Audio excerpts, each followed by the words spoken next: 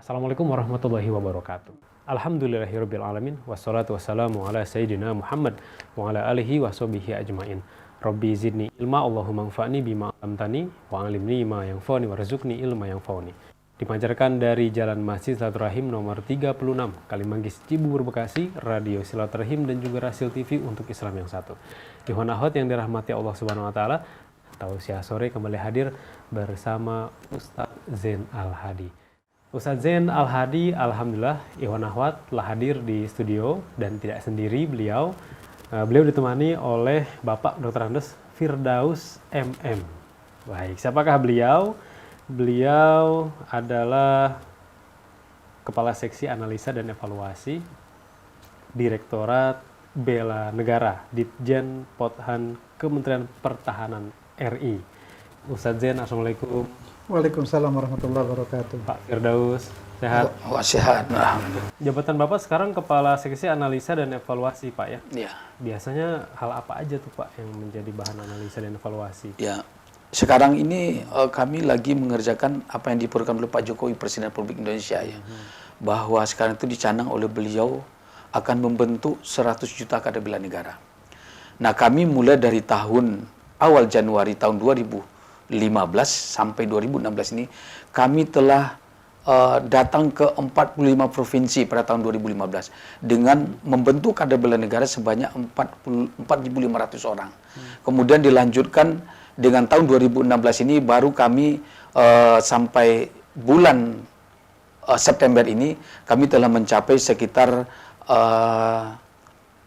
16 provinsi yang telah kami ini kan. Setiap provinsi itu kami mendidik 300 kader bela negara.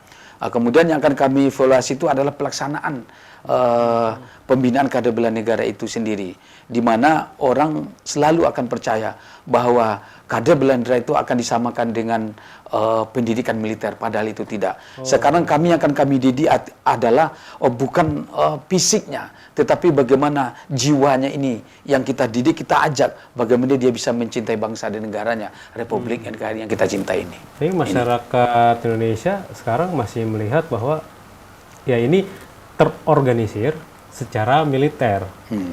Begitu tidak Pak program ini? Nah ini kan pernah juga pertanyaan itu muncul yang telah dijawab oleh Direktur Bela Negara. Mereka bicara itu, mereka yang tidak masuk, tidak melihat langsung bagaimana pendidikan itu dibentuk sebenarnya. Bahkan kami itu boleh dikatakan kurikulum kami itu boleh dikatakan 96% itu yang kami munculkan adalah sipiliannya, bukan militernya. Jadi yang militernya paling tinggal sekitar 4% yang akan kami didik tentang disiplin. Bagaimana disiplin hidup, bagaimana disiplin tentang bekerja sama antara satu dengan lain. Sehingga nanti muncul generasi-generasi muda yang betul-betul berdisiplin dan mau bekerja sama sehingga dia mampu untuk mempertahankan NKRI yang kita cintai ini. Baik Pak Firdaus, nanti kita akan bincang-bincang lagi Pak yang lebih lanjut ya. Nah, Ikhwan akhwat, di Tausiah Sore kali ini Ustadz Zain Al-Hadi akan menyampaikan topik mengenai peran organisasi menurut Al-Quran. Baik, Pak Ustadz, latar belakangnya mengambil topik ini apa sebenarnya? Supaya ada perpaduan persamaan dengan membela negara itu. Oh gitu. Supaya dapat dipahami. Pasti ada pertanyaan dari pendengar juga gitu ya. Ustadz Zain beberapa kali ya bersama dengan Kementerian Pertahanan gitu ya. Awalnya dengan Pak Muhammad Faisal, sekarang dengan Pak Firdaus gitu.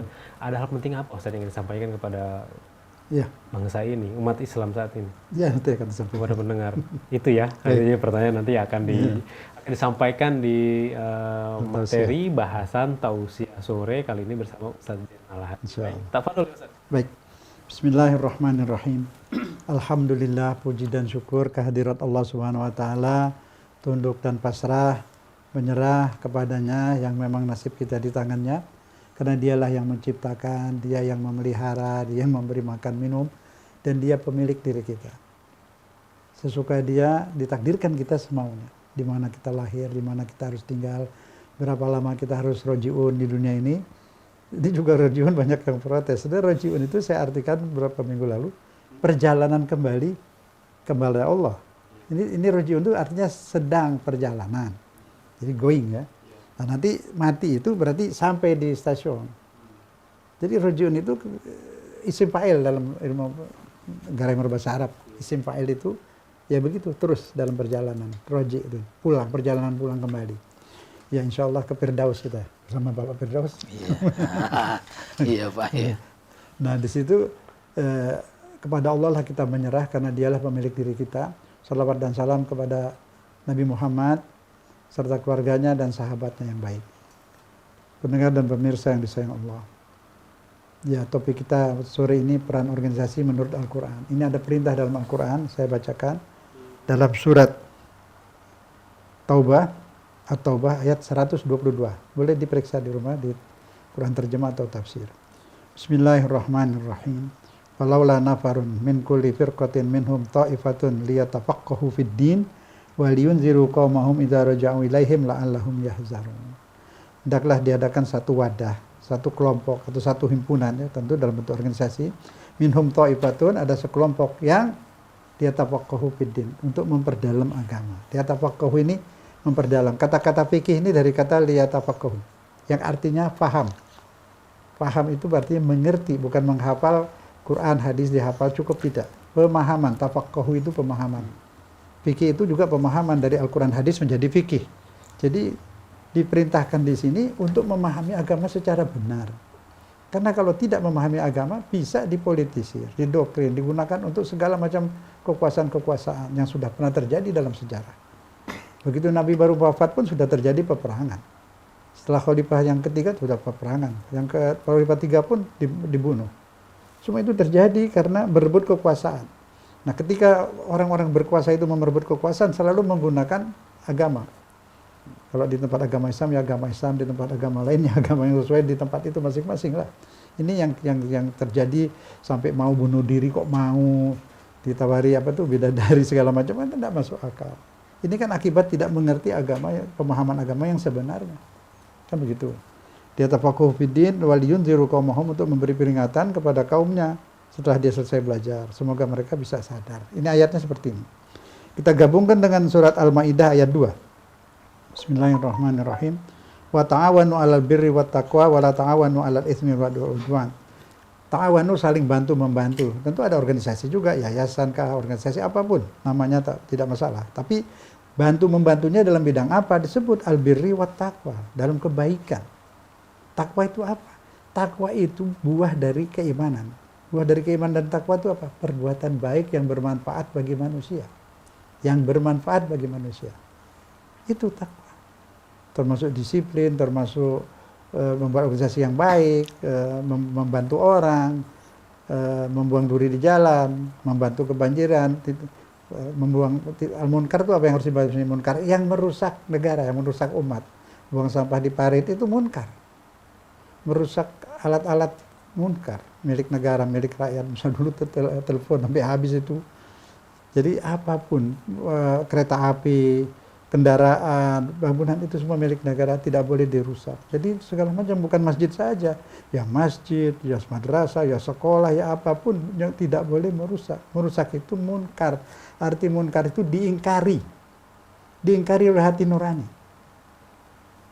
Jadi Tuhan nggak sebut apa itu yang munkar satu-satu mendetail, tidak ada. Jadi tidak benar mengatakan munkar itu menurut selera kita. Biasanya digunakan oleh khalifah-khalifah masa lalu.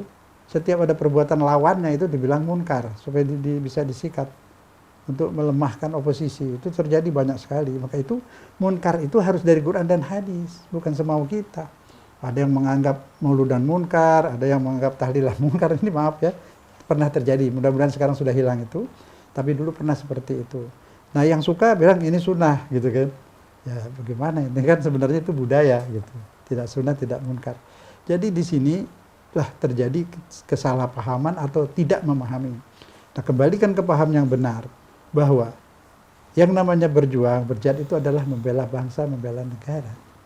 Kalau kita membela Allah, kan Allah bisa dibela. Itu Maha Kuasa, Maha Kuat. Atas nama Allah kita membela manusia. Nah, kalau korban haji kemarin kambing, ini korban sapi, kan nggak dikirim ke langit. Itu bukan sesajen, Tuhan tidak butuh apa-apa. Berikan kepada manusia. Allah yang akan menggantikan nanti, membayarkan. Jadi pengertian ibadah, pengertian jihad itu adalah perbuatan baik. Jihad melawan ego.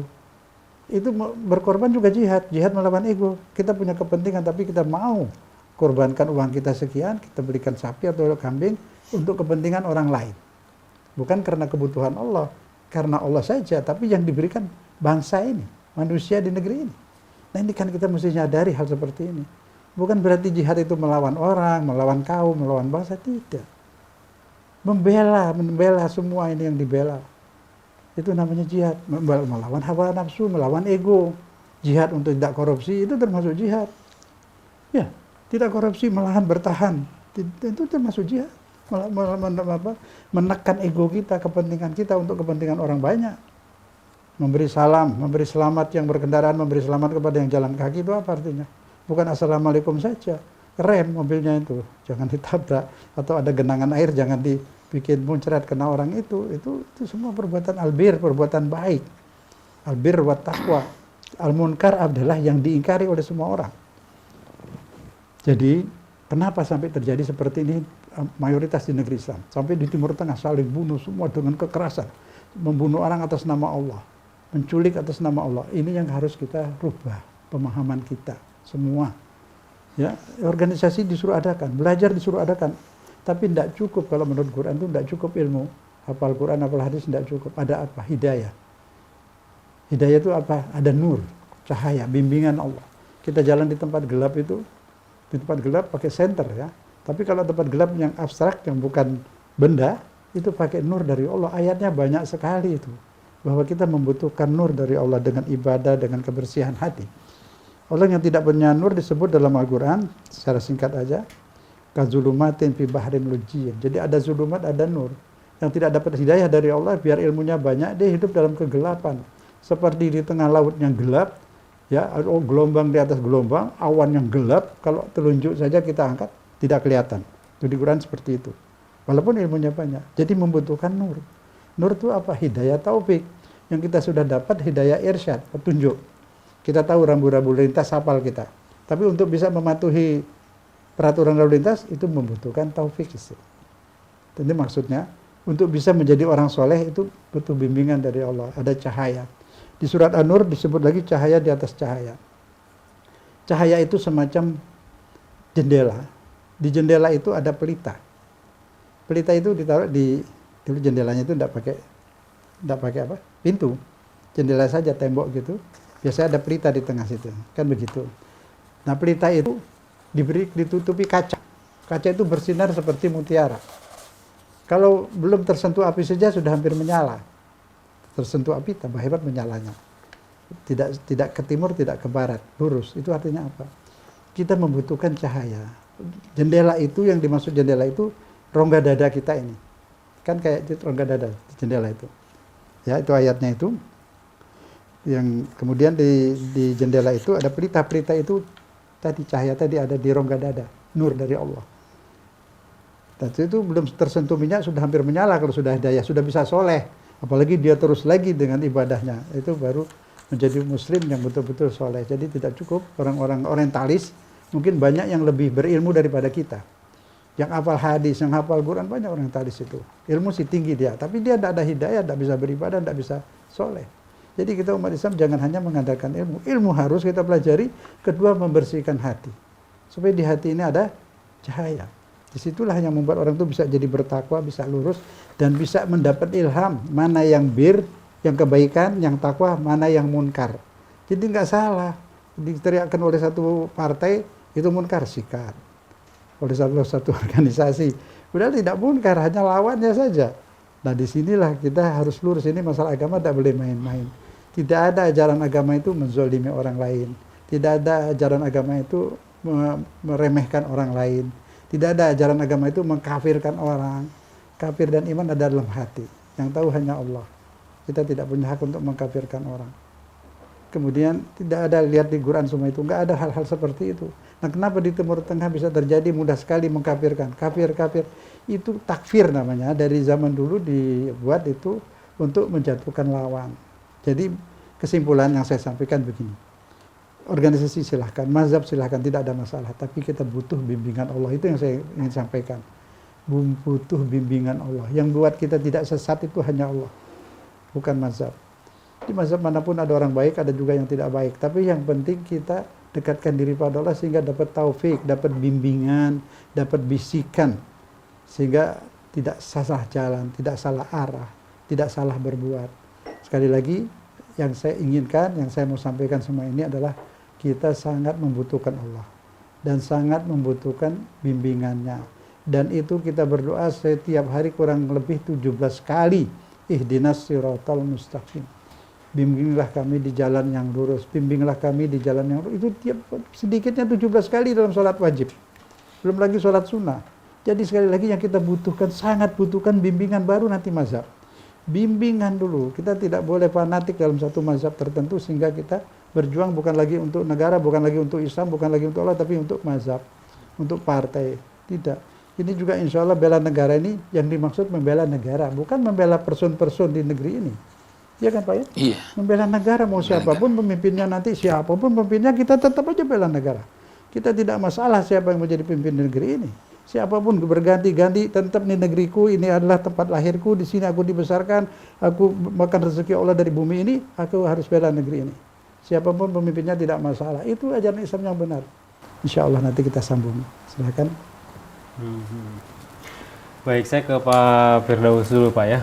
Jadi pentingnya penanaman nilai-nilai bela negara. Bela negara ini seurgen apa gitu? Tadi barusan sama-sama kita dengar dari Ustadz Zain, beliau menyampaikan dari suatu ayat surat ke-5 Al-Maidah ayat 2 kalau nggak salah itu ya. Bahwa beliau itu menyampaikan mari kita saling tolong-menolong. Tolong-menolong di bidang apa? Adalah di bidang kebaikan, bukan di bidang kemungkaran. Sekarang kalau kita lihat, kami dari Kementerian Pertahanan Republik Indonesia sedang gencar-gencarnya sekarang tentang bela negara. Kita bicara tentang bela negara. Kita tarik ke belakang dulu. Ada pertanyaan yang timbul sekarang ini.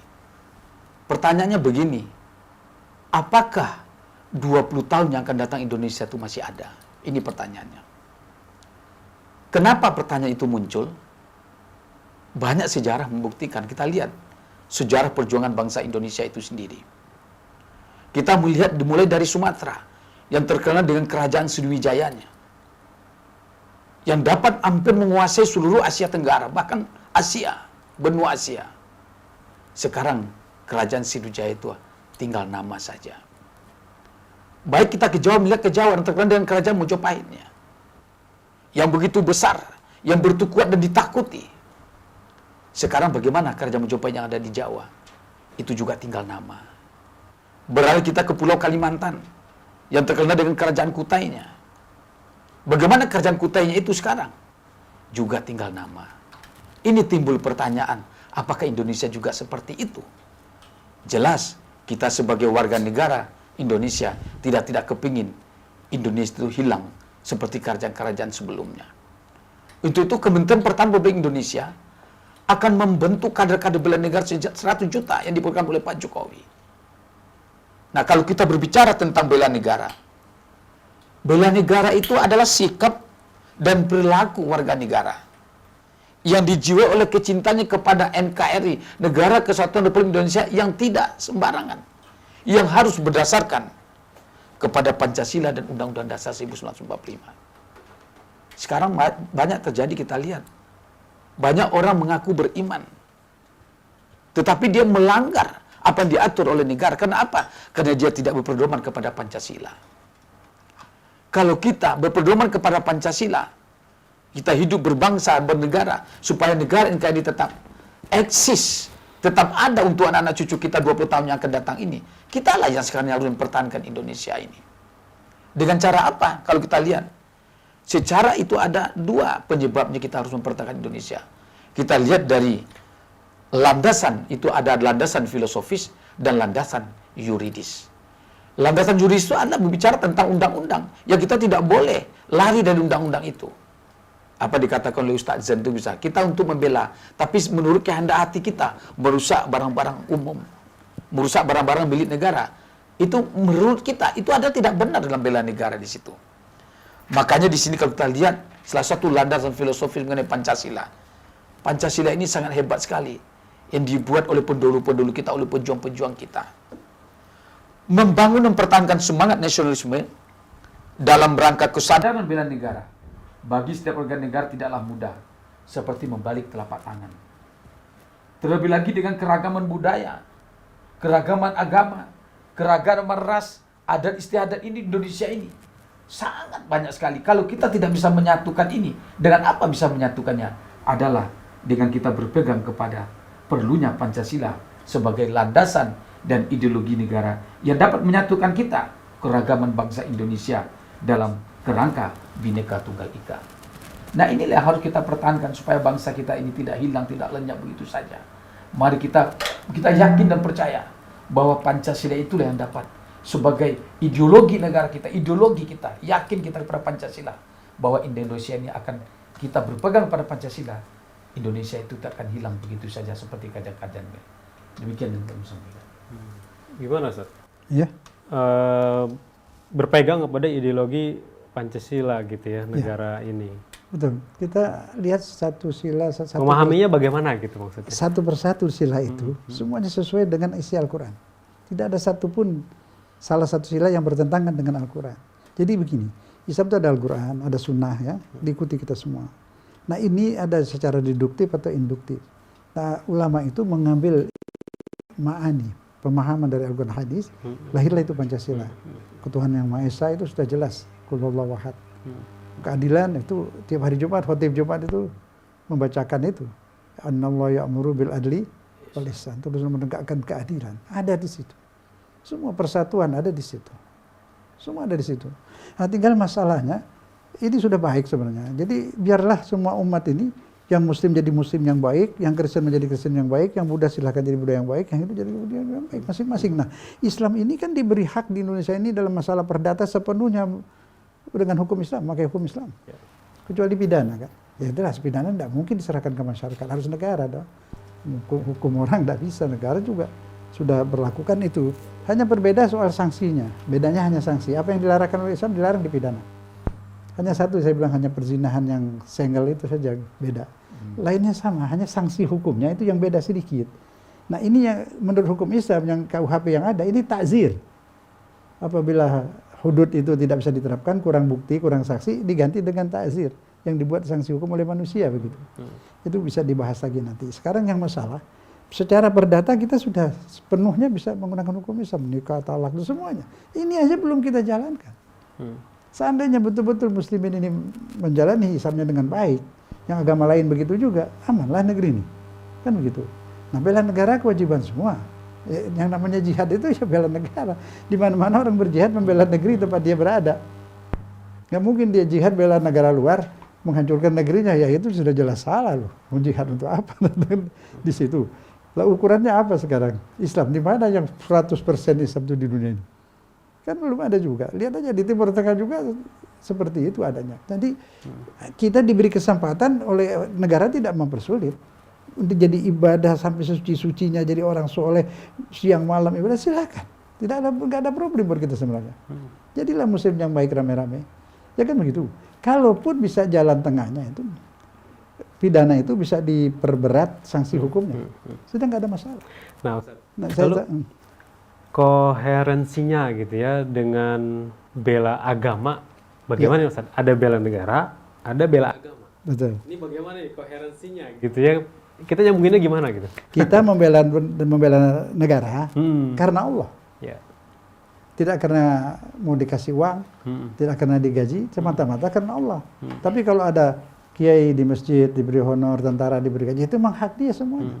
Tapi dia bisa bila juga tentara itu juga jihad. Awal itu jihad, dia perang bela negara itu jihad. Tapi kalau dia sudah jadi tentara, kita juga membela apa kita jihad? Saya mau tanya juga. Saya boleh bertanya sekali-sekali kepada pendengar semua. Kalau memang kita diwajibkan jihad, sekarang jihadnya kemana? Bela apa sekarang? Nah, Iwan Wat bisa jawab. Kirim jawabannya oleh SMS. Ya, silakan. Ayo kirim mau jawabannya bela ke apa? SMS. Bela pohonnya, bela tanah sama air. Iya. Ya, disuruh jihad oleh Allah, ya bela negeri yang kita di sini. Berarti membela manusia yang ada di negeri ini. Nah ini mayoritas muslimin, sah. Itu harus jihad. Berarti kalau kita melawan negeri ini, kita malah terbalik. Bukan jihad itu, melawan. Nah, lalu gimana Ustadz? Kalau misalkan ada sesuatu yang dijalankan oleh negara ini tidak sesuai Ya. dengan apa yang ada dalam Al-Quran. Ya, Itu ya. bagaimana meluruskannya, Ustaz? Bisa banyak cara itu. Bisa lewat DPR. Ya. DPR sudah banyak menjalankan gitu. Kalau masih kurang, memang DPR aja kita datangin suruh minta Pak gini. Masih tidak bisa juga, bisa demo damai, mengajukan suatu usulan, kan nggak dilarang di sini. Asal jangan ditunggangi. Nah, ini yang kita serem ditungganginya ini. Kita harus ngerti, tiap ada gerakan pasti ditunggangi, ada organisasi selalu ditunggangi dari luar. Saya beri contoh. Dalam sejarah kita ini, orang kita ini tidak pernah kasar-kasar. Berapa tahun yang lalu kenapa itu sampai bakar Masjid Ahmadiyah, dilempari batu, yang dibakar rumahnya masjid Islam. Sebenarnya itu nggak ada bahaya sama sekali. Tidak ada pun satu teroris dari Ahmadiyah. Saya tidak Ahmadiyah, saya bilang Ahmadiyah kafir, punya Nabi lagi, oke. Ustaz bicara begitu langsung dituduh, Ustaz. Tuh kan Ustaz. Ya, itu nanti dibilang Ahmadiyah, nggak apa-apa. Kita harus menyampaikan yang benar. Itu kan kezaliman. Minoritas sedikit, nggak bahaya buat Indonesia. Sedikit jumlahnya, biarlah dia hidup. Hewan-hewan juga bisa hidup, burung-burung saya hidup, kenapa orang ini nggak boleh hidup? Oh dia kafir, itu urusan dia sama Tuhan. Kalau dia ganggu negara, ditangkap. Kalau dia ganggu kita adu. Nah sekarang dia nggak ganggu apa-apa, kenapa harus dibakar? Itu saya. Ini dari luar, saya tahu betul ini. Perintah dari luar untuk mengalihkan perhatian. Kita mengalihkan perhatian ke sana, ke mazhab-mazhab lain, dia masuk, dia nyusup ke masjid-masjid. Ini saya tahu betul ini. Jadi semua itu dipolitisir. Nah kita mesti sadar, semua orang mencintai negerinya, siapapun dia. Hatta yang di negara manapun. Semua mencintai negerinya. Dia berjuang memberikan kita ke sini, mungkin bikinin masjid, mungkin ngasih uang juga untuk kepentingan negerinya. Dia sayang sama negerinya. Nah kita pun harus sadar dong. Ini negeri kita di sini. Allah yang berikan ini negeri. Untung aja kita dikasih Indonesia ini, senang banget kita itu. Udaranya enak, nggak terlalu dingin, ya kan, nggak terlalu panas, air cukup. Semuanya baik di sini, mau apa lagi? Nah mensyukuri nikmat Allah, pemberian Allah negeri ini, ya kita jaga ini negeri. Yang Allah yang berikan, siapa yang kasih negeri ini? Siapa yang bikin ke tanah ini? Pulau Jawa, Sumatera, Sulawesi, ya bikin gunung. Kalau manusia nguruk gunungnya aja nggak bisa kok. Ini udah pasti Tuhan yang bikin. Nah dia kasih kita di negeri ini, kita pertahankan sepenuhnya. Itu insya Allah terjawab. Itu yang pentingnya kita membela negeri ini. Baik, saya ke Pak Firdaus. Pak, semenjak disuarakan oleh Kementerian Pertahanan RI tahun lalu kalau tidak salah ya, program bela negara dengan target 100 juta penduduk gitu ya, menciptakan kader. Sempat kaget juga sebenarnya masyarakat gitu ya. Sempat kaget, kenapa? Karena dari tingkat TK sampai usia 50 tahun kalau tidak salah gitu, masuk program ini gitu ya. Tidak peduli dia itu sebagai seorang apa profesinya, latar belakangnya apa, harus masuk. Kagetnya karena ini gimana nih, kita mau latih militer atau apa? Nah sebenarnya programnya seperti apa sih Pak, supaya masyarakat ini menerima komunikasinya itu, pesan dari Kemenhan itu bagus gitu, Pak, bisa dipahami gitu. Baik, sebenarnya dari Kementerian Pertahanan ini khususnya Direktorat Dirjen Potensi Pertahanan dan lebih khusus lagi Direktorat Bela Negara. Sekarang kita lihat banyak di antara generasi muda kita yang tidak hafal dengan Pancasila. Jadi dari sila 1 sampai sila ke-5 itu mereka banyak, apalagi dia untuk memahami isinya, hafal aja enggak ya. Kemudian inilah tugas pokok daripada Kementerian Pertahanan sekarang, Direktorat Bela Negara kita. Kita akan menanamkan nilai-nilai bela negara kepada generasi muda. Ada 5 nilai-nilai bela negara yang kita tanamkan. Bagaimana generasi muda itu dia cinta kepada negaranya, cinta kepada tanah airnya. Ini yang kita tanamkan ke hati mereka. Dia cinta kepada negaranya, cinta kepada tanah airnya. Sehingga dia betul-betul tidak memperdulikan produk-produk asing. Sekarang kita lihat generasi muda kita lebih senang memakai produk asing ya. Bahkan saya kemarin itu waktu acara di Jakarta Barat itu pernah saya berbicara kepada salah tokoh itu. Kenapa anak-anak kita sekarang itu lebih senang menyanyikan lagu-lagu barat gitu? Padahal banyak lagu-lagu budaya-budaya kita yang enak kita dengar. Tapi mereka lebih bangga menyanyikan lagu-lagu barat. Ini rasa cintanya kepada bangsa yang tidak boleh menipis. Nah ini kita tanamkan. Itu satu nilai. Yang kedua yang kita tanamkan kepada mereka adalah nilai sadar berbangsa dan bernegara. Bahwa dia hidup di negara Indonesia ini, hidup di tanah air NKRI, dia harus sadar. Apapun dia perbuat itu ada kepentingan orang banyak didahulukan daripada kepentingan pribadi dan golongan. Nah ini yang kita lihat sekarang generasi muda kita ini, saya bicara generasi muda ya. Karena banyaknya tawuran, banyak dia mendukung suatu golongan dia yang paling hebat, golongan yang lain itu tidak hebat itu Pak Kiai. Jadi sehingga golongan lain itu kalau menurut pendapat dia tidak benar, itu dikatakan dia itu sudah kafir atau zalim gitu ya. Ini kita tanam karena mereka sadar berbangsa dan negara. Kita ini hidup sama rata. Jadi duduk sama rendah, itu berdiri sama tinggi gitu. Jadi tidak ada suatu golongan lebih hebat daripada golongan lain. Itu kita tanamkan. Yang kedua kita tanamkan kepada mereka, dia yakin bahwa Pancasila itu ada merupakan ideologi negara. Tanpa Pancasila, ini kita akan kehilangan bangsa ini. Katakanlah kehilangan karakter bangsa ini. Makanya sekarang kalau kita lihat kementerian-kementerian lain juga, seperti Kementerian Mendiknas, mereka sekarang kemudian Kementerian Dalam Negeri, bagaimana mereka sekarang itu membentuk karakter-karakter bangsa kita yang hebat, yang yakin dengan Pancasila sebagai ideologi negara. Kemudian yang keempat adalah kita menanamkan untuk kepada rakyat itu rela berkorban demi bangsa dan negara. Jadi kita, bagaimana mereka misalnya kalau dia tidak punya rasa nilai rela berkorban, misalnya bangsanya dihina orang itu, tapi dia diam saja gitu. Nah ini rasa-rasa seperti ini kita tanam kepada mereka.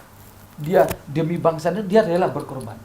Kalau kita lihat seperti pendulu-pendulu kita, pejuang-pejuang kita, bahkan nyawa pun dikorbankan untuk bangsa dengan tanpa pamrih. Nah ini yang harus kita tanamkan. Salah satu kerja pokoknya Kementerian Pertahanan sekarang. Kemudian memiliki kemampuan awal bela negara. Memiliki kemampuan awal bela negara baik lahir maupun fisik non fisik. Ya, yang terutama sekali yang kita lihat sekarang non fisiknya, rohaninya ini harus kita bina ini sekarang ini. Kita ajak hatinya ini sekarang ini. Karena sekarang banyak hati-hati kita ini yang kurang yakin lagi dengan keberadaan Pancasila ini.